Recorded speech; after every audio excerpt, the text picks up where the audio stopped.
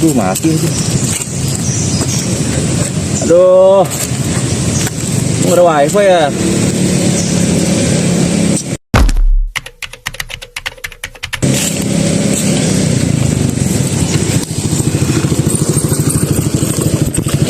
Kamu kenapa?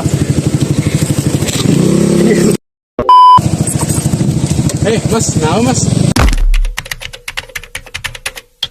Kok lihat kayak pusing banget gitu? Ini wifi di rumah mati di sini. Oh santai aja, kan sekarang kita udah banyak akses. Contohnya apa? Yaitu Starlink. Oh, Nah, kalian belum tahu kan apa sih Starlink itu? Aku kasih tahu nih. Starlink adalah layanan internet satelit yang berbasis low Earth orbit atau LEO yang dikembangkan oleh SpaceX milik Elon Musk untuk mengakses jaringan cepat, latensi rendah, serta jangkauan global, terutama wilayah terpencil dan minim infrastruktur. Sistem ini bekerja melalui ribuan satelit yang terhubung dengan stasiun bumi dan perangkat pengguna. Keunggulan Starlink ini yaitu internet stabil tanpa infrastruktur darat, konferensi video, game daring, dan komunikasi daring. Namun, layanan ini memiliki keterbatasan berupa ketergantungan terhadap cuaca dan biaya yang relatif tinggi. Starlink ini memiliki 3 paket, personal, bisnis, serta RV. Dan juga dia membawa implikasi ISP lokal dan pembangunan digital global yang dikaji melalui teknologi, bisnis, dan sosial. Selanjutnya, kita akan bahas manfaat. Apa sih manfaat Starlink di Indonesia? Starlink memberikan konektivitas internet yang andal dan stabil, terutama di wilayah pedesaan terpencil yang belum terjangkau infrastruktur jaringan konvensional, sehingga membantu pertumbuhan ekonomi dan pembangunan. Layanan ini menawarkan kecepatan hingga 1 GB per second, memungkinkan pengguna menggunakan aktivitas digital seperti streaming, game daring, dan komunikasi berbasis data secara lancar. Selain itu, cakupan global Starlink menjadikannya solusi efektif untuk menyediakan akses internet yang merata dan berkelanjutan di seluruh wilayah Indonesia. Selanjutnya kita bahas cara kerja. Selanjutnya adalah cara kerja dari Starlink. Cara kerja Starlink dibagi menjadi 4. Yang pertama adalah satelit LEO. Satelit LEO merupakan satelit yang mengorbit di ketinggian yang sangat rendah, yaitu 550 km. Satelit ini biasanya digunakan untuk mengurangi latensi dan mendapatkan data yang sangat signifikan dibandingkan dengan satelit tradisional. Yang kedua adalah jaringan konstelasi. Jaringan konstelasi merupakan ribuan satelit yang yang bergabung menjadi suatu jaringan yang bisa digunakan untuk agar mencakup ke permukaan seluruh bumi. Yang ketiga adalah perangkat pengguna.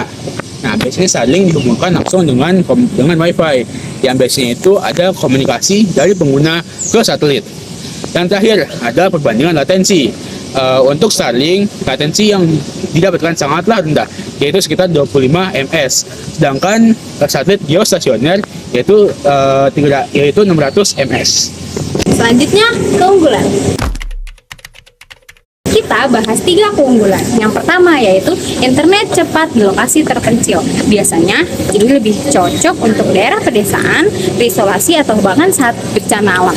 Yang kedua yaitu aktivitas tinggi, seperti mendukung panggilan video, streaming, dan game online. Yang terakhir yaitu konektivitas global, yaitu menghubungkan seluruh kesenjangan digital ke seluruh dunia. Next, kita bahas jenis dan contoh. Terkait untuk jenis-jenis, ada 3 jenis. Jenis yang pertama ada namanya personal ataupun residensial. Nah, itu untuk pemakaian rumah tangga karena kecepatannya bervariasi. Yang kedua ada yang namanya bisnis ataupun high performance. Itu untuk kantor-kantor besar karena kapasitasnya yang tinggi. Dan jenis yang ketiga ada yang namanya RV atau mobile. Itu untuk kendaraan-kendaraan seperti kapal, bus dan sejenisnya. Jadi sekarang kami akan mewawancarai narasumber kami dari perwakilan sekolah SDN Tomang. Ya itu deh, 03. Materi kan? Apanya? Materi boleh nih. Nah ini kalau ini routernya nih, Ruiji-nya nih.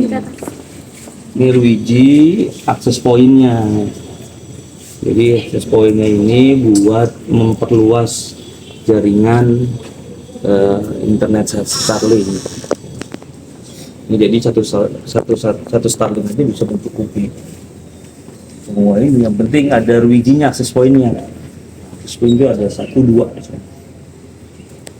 Perkenalkan saya Muhammad Abisena. Dipanggil ya?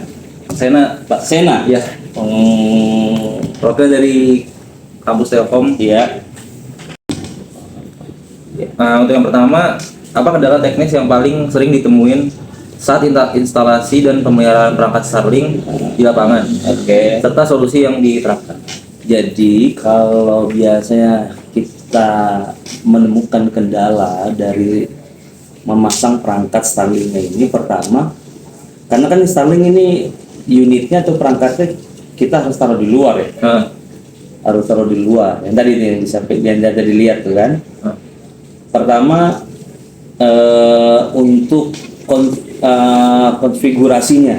Konfigurasi itu jadi ini pas apa enggak nih? Jadi satu perangkat unit Starlink ini pas apa enggak ngambil internet apa enggak ke satelit. Oh, makanya taruh di luar ya, kalau dalam? Iya, kalau di dalam nggak bisa. Kalau Starlink itu, jadi ketutup dia. Tutup ruangan nggak bisa? Ketutup ruangan nggak bisa. Makanya yang ini tak harus taruh di luar, terus menyesuaikan konfigurasi Starlink dengan satelit. Dia atau mengsong sedikit, nggak pas, gitu nggak bisa lemah internetnya. Jadi harus pas dia. Oke. Itu. Nah, ketika kita masang gitu, kendalanya adalah misalkan kalau di daerah-daerah pertambangan, di daerah-daerah 3T lah, daerah-daerah terkecil, daerah-daerah apa namanya terbelakang dan sebagainya. Iya, terus hutan itu pohon, ya kita kesulitan di situ, pohon, terus juga apa namanya cuaca. Nama kita di luar kan hujan, gitu, terus angin. Berbeda kalau misalkan kayak Dia ringkih sama cuaca berarti, apa? Dia ringkih sama cuaca tuh. Sebenarnya yang dikhawatirkan itu cuacanya, itu orangnya pas masang gitu.